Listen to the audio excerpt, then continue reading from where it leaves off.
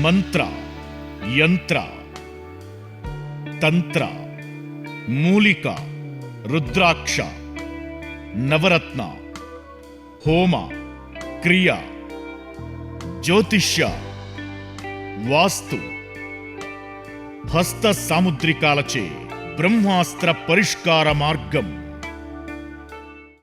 శ్రేయం గురుదత్త ఆత్మీయులందరికీ స్వాగతం. ఒక అద్భుతమైనటువంటి సబ్జెక్ట్ ఈరోజు తెలుసుకోబోతున్నాం. ప్రతి ఒక్కరు కూడా సబ్జెక్టును పట్టుకునేటువంటి ప్రయత్నం చేయాలి. మీరు ఏ సాధకులైనా కానివ్వండి, మీరు ఇక్కడ ఏ గురువు దగ్గర మంత్ర విధానాన్ని తీసేసుకొని అనుసరిస్తూ ఉండేటువంటి వారు కావచ్చు, సబ్జెక్టు ముందు పట్టుకునేటువంటి ప్రయత్నం చేయండి.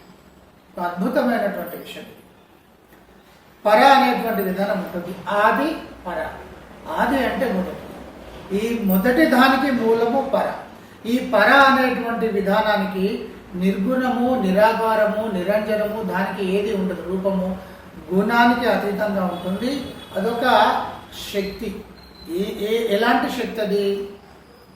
అది ఆకారం లేని అనంతమైన స్థిరంగా ఉండేటువంటి ఒక అద్భుతమైనటువంటి శక్తి, స్థిర శక్తి. ఈ స్థిర శక్తినే, కదలకుండా ఉండేటువంటి ఆ శక్తినే పర అంట. ఈ పర ఎప్పుడు కూడా అలాగే ఉంటుంది. అది అనంతమైనటువంటి ఆ శక్తి తనలో అలా నిక్షిప్తంగా ఉంచుకునే ఉంటుంది. దానిలో నుండి ఆశ్చర్యకరంగా ఆది అనేటువంటి ఒక శక్తి బయటకు వస్తుంది. అంటే మొదటి శక్తి. అది అంటే ఇంకా వేరే ఏం లేదు. మొదటి శక్తి బయటకు వస్తుంది. ఈ వచ్చినటువంటి ఈ మొదటి శక్తే ఇది విస్తరించుకుంటూ వెళ్ళిపోతాం. అంటే ఈ నిర్గుణంలో, నిరాకారంలో ఉండేటువంటి స్థిర శక్తిలో ఎంతైతే శక్తి ఉంటుందో అనంతమైనటువంటి ఆ విధానము అలాగే ఉంటూనే అందులో నుండి కొంత శక్తి కదిలి బయటకు రావడం జరుగుతుంది. కదలకుండా ఉన్నది అలాగే ఉంటుంది, అందులోని కదిలింది బయటకు వస్తుంది. ఇలా ఎంత కదిలి బయటకు వచ్చినా కదలకుండా ఉండేటువంటి శక్తి అలాగే ఉంటుంది. అది ఒక అనంతమైన, అసాధ్యమైనటువంటి శక్తి, పరాశక్తి. ఇప్పుడు ఆది శక్తిని కూడా మనం ఏమంటామంటే ఆది పరాశక్తి అని కూడా అంటాం. ఇదొక రూపంగా కూడా తీసుకుంటాం. అంటే కదిలేటువంటి శక్తి స్వరూపాన్ని, కదిలినటువంటి ఆ శక్తి స్వరూపాన్ని కలిపి కూడా మనం ఆది పరాశక్తి కూడా అంటాం. సగుణ, నిర్గుణ, పరబ్రహ్మ, ఇలా విధానాలు ఉంటాయి. ఎప్పుడైతే ఈ శక్తి నిర్గుణత్వం నుండి, నిరాకారం నుండి బయటికి వచ్చిందో, ఈ వచ్చినటువంటి శక్తి విస్తరించుకుంటూ వెళ్ళింది. శక్తి ఒకటే గుర్తుపెట్టుకోండి, అది విస్తరించుకుంటూ వెళ్ళింది. ఈ విస్తరించుకుంటూ వెళ్ళేటువంటి క్రమంలో అండ, పిండ, బ్రహ్మాండాలు, ఈ సమస్తమైనటువంటి విశ్వము, ఇంకా సైంటిస్టులు ఏం చెప్తున్నారు, ప్యారలల్ యూనివర్సులు కూడా ఉన్నాయి. అండ, పిండ, బ్రహ్మాండాలు అనేక లోపాలు ఉన్నాయి, అద్వితీయం అని చెప్పేసి మన శాస్త్రాలు ఘోషిస్తున్నాయి. సరే, ఈ విధంగా అత్యంత శక్తివంతంగా ఈ విస్తరణ జరుగుతూ ఉండేటువంటి సందర్భంలో ఒకే ఒక శక్తి, ఈ శక్తి ఒక విస్తరణలో ముందుకు వెళ్ళి అనేకమైనటువంటి నక్షత్రాలుగా మారింది. శక్తి నక్షత్రమైంది. శక్తి నక్షత్రమైంది. అది ఎలా అవుతుంది? ఐన్స్టీన్ గారు కూడా, ఆల్బర్ట్ ఐన్స్టీన్ గారు కూడా ఖచ్చితంగా ఇదే విషయాన్ని చెప్పారు. సృష్టిలో శక్తి మాత్రమే ఉంది, దాని నుండి పదార్థాలు వస్తున్నాయి అని చెప్పేసి E=mc² ఫార్ములా మనకు చాలా స్పష్టంగా తెలుసు. ఇది మనందరికీ కూడా. అయితే అంటే ఇది సైన్స్ కూడా ఒప్పుకున్నది అని చెప్పడం. అంటే శక్తి అనేక రూపాలుగా మారింది కదా. శక్తే సూర్యుడైంది, శక్తే చంద్రుడైంది, శక్తే భూమి అయింది, శక్తే సమస్తమైంది. అంటే ఉన్నది ఏమిటి అంటే శక్తి. శక్తి నక్షత్రంగా మారింది. ఇది చూడండి, నక్షత్రం అంటే సూర్యుడు ఒక నక్షత్రం. నక్షత్రం అంటే భగభగం అంటే ఒక అగ్నిగోళం. నిరంతరము అందులో ఒక ప్రజ్వలన విపరీతంగా జరుగుతూ ఉంటుంది. నిరంతరము హైడ్రోజన్ పరమాణువులు హీలియం పరమాణువులుగా మారేటువంటి సందర్భంలో అనంతమైనటువంటి ఉష్ణం అనేటువంటిది వెలువడుతూ ఉంటుంది. ఇదంతా కూడా ఆ చర్యలో భాగంగా జరుగుతుంది. అంటే ఒక శక్తి ఒక నక్షత్రంగా మారినప్పుడు నక్షత్రం యొక్క విధానము ఒక ప్రత్యేకంగా ఉంటుంది. అంటే విపరీతమైనటువంటి వేడి ఉంటుంది. ఇదే శక్తి ఒక బ్లాక్ హోల్గా మారినప్పుడు, బ్లాక్ హోల్ను మనం కృష్ణ బిల్లము అంటాం.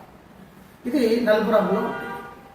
దీని యొక్క ప్రత్యేకత ఏంటంటే కొన్ని వందల వేల, ఇంకా సైంటిస్టులు అయితే కొన్ని లక్షల నక్షత్రాలను, సూర్యుడి కన్నా పెద్ద నక్షత్రాలు చాలా, అంటే వందల వేల రెట్లు ఉండేటువంటి నక్షత్రాలు కోకొల్లలుగా విశ్వంలో ఉన్నాయని చెప్పేసి సైంటిస్టులు చెప్తున్నారు.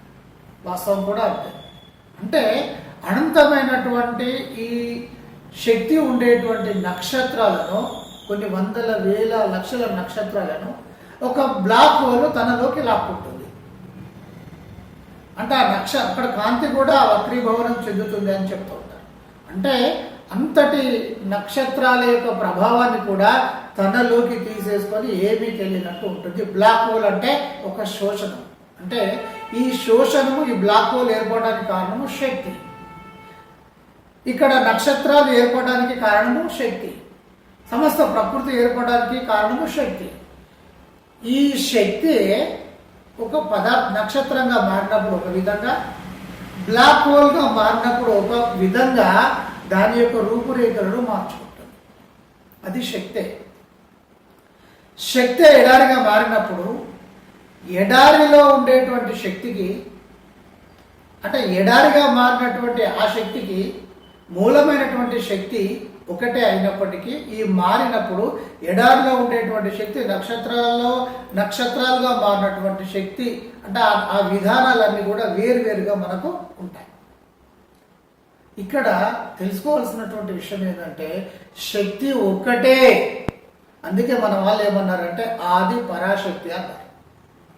అయితే ఇక్కడ మనము ఏదైతే ఒక మనిషి ఉన్నాడో మనిషికి ఏదో ఒకటి కావాలి.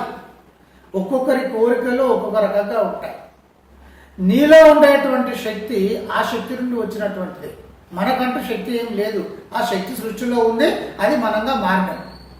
మరి మనము మీకంటూ శక్తి లేదు, ఆ సృష్టిలో ఉండేటువంటి శక్తినే ఉపయోగించుకుంటాం. ఇదే చెప్పినటువంటి థియరీ ఆఫ్ రిలేటివిటీ సిద్ధాంతం. సృష్టిలో శక్తి ఉంది, శక్తిని మనం సృష్టించలేము, నాశనం చేయలేము. ఈ శక్తి మాత్రమే పదార్థాలుగా మారుతున్నాయి. పదార్థం అనేటువంటి శక్తి నుండి మాత్రమే ఉత్పన్నమవుతుంది. శక్తి అంతా నడిపిస్తుంది అని, అంటే మనల్ని కూడా నడిపించేది శక్తి. అయితే ఈ శక్తి అంటే మనల్ని నడిపించేది శక్తే. మనము కావలసిన విధానంగా, అంటే మనం ఏ విధమైనటువంటి కోరికలు పెట్టుకొని ఏ విధంగానైతే మనం వెళ్ళాలి అని అనుకుంటున్నామో ఆ అనుకుంటూ ఉండేటువంటి విధానం అంతా కూడా మన భావన విధానం ద్వారా ఆ శక్తి బయటకు రావడం జరుగుతుంది.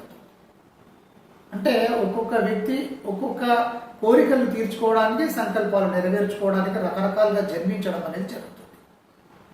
మరి ఒక వ్యక్తి సరే ఏదో జన్మలో సరైనటువంటి ఆహారం దొరకలేదు అనుకుందాం. ఈ జన్మలో నేను ఆహారం తినాలి అనేటువంటి విధంగా జన్మిస్తాడు. అతను తింటూనే ఉంటాడు. మరి తినేటువంటి విధానం అంతా కూడా ఆ శక్తి నుండే తినేటువంటి విధానంగా రూపాంతరం చెంది ఒక మనిషికి అనేక విధాలుగా అవసరం అవుతూ ఉంటాయి. అనేక రకాలైనటువంటి కామ్యం ఉంటుంది, సంకల్పాలు ఉంటాయి. అంటే శక్తిని మనము రూపాంతరం, అంటే మనం మార్చుకుంటూ మనం ముందుకు వెళ్తూ అనేకంగా మనం ఏదైతే కావాలని అనుకుంటామో వాటిని పొందుకుంటూ వెళ్తాం. పొందుకుంటూ వెళ్ళేటువంటి విధానంలో మనకు శక్తి ఒకటే. అది మనలోకి వచ్చిన తర్వాత మన భావాలకు అనుకూలంగా అది మారుతుంది. ఆ మారేటువంటి విధానం మనం మార్చుకుంటున్నాం. ఇది విధానం. ఎక్కడైనా కూడా ఇదే విధానం. అయితే ఇప్పుడు మనం మంత్రద్రష్టలు అంటే అంతర్ముఖంలోకి వెళ్ళి ఒక్కొక్క ఈ అంటే విశ్వంలో ఉండేటువంటి సమస్తమైనటువంటి విశ్వంలో ఉండేటువంటి వాటిని అంతర్ముఖమై వీళ్ళు దర్శించడం మొదలుపెట్టారు. దర్శించడం మొదలుపెట్టినప్పుడు ఒక్కొక్క పదార్థము లేదా నక్షత్రము లేకపోతే ఇంకా ఇత్యాది విశ్వంలో ఏవైతే ఉన్నాయో అవన్నీ కూడా రకరకాలుగా వీళ్ళకు గోచరం కావడము, ఆ యొక్క పర్టికులర్ శక్తిని తీసుకుంటే ఎలా ఉంటుందని చెప్పేసి ఆ పర్టికులర్ శక్తిని తీసుకోవడం మొదలుపెట్టారు. ఎందుకంటే ఈజీగా ఉండేటువంటి ప్రాసెస్ ఇది. అయితే ఒకరికి ఆ భగభగం అనేటువంటి ఆ అగ్ని, నక్షత్రము, సూర్యుడు వీటిని చూసిన తర్వాత ఆ శక్తిని వీళ్ళకు ఆరాధన చేయాలని అనిపించింది. మొత్తం ఒకటేగా. ఇప్పుడు మరి ఈ నక్షత్ర లేదా సూర్య ఆరాధన వేరే అవుతుందా? కాదు, శక్తి ఒకటే. ఆ శక్తిలో నుండే ఇది వచ్చింది. మానవుడు కొంత లిమిటేషన్గా ఆలోచన చేస్తుంటాడు కనుక తనకి ఏదైతే ఇష్టమని అనుకుంటాడో దాన్ని ఆరాధన చేయడం మొదలుపెట్టాడు. ఇలా నక్షత్రాలను అంటే సూర్యుడిని, చంద్రుణ్ణి, ప్రకృతిని ఇలా ఎవరికి ఇష్టంగా అనిపిస్తే దాన్ని దానిని ఆరాధన చేయడం మొదలుపెట్టాడు. దానిని తీసుకునేటువంటి విధానం, ఆ సమస్తమైనటువంటి శక్తిని తీసుకుంటూ మనం ఉపయోగించుకునేటువంటి విధానము అది కూడా కనిపెట్టడం జరిగింది. అదే మంత్ర జపంగా మారిపోవడం అనేది జరిగింది.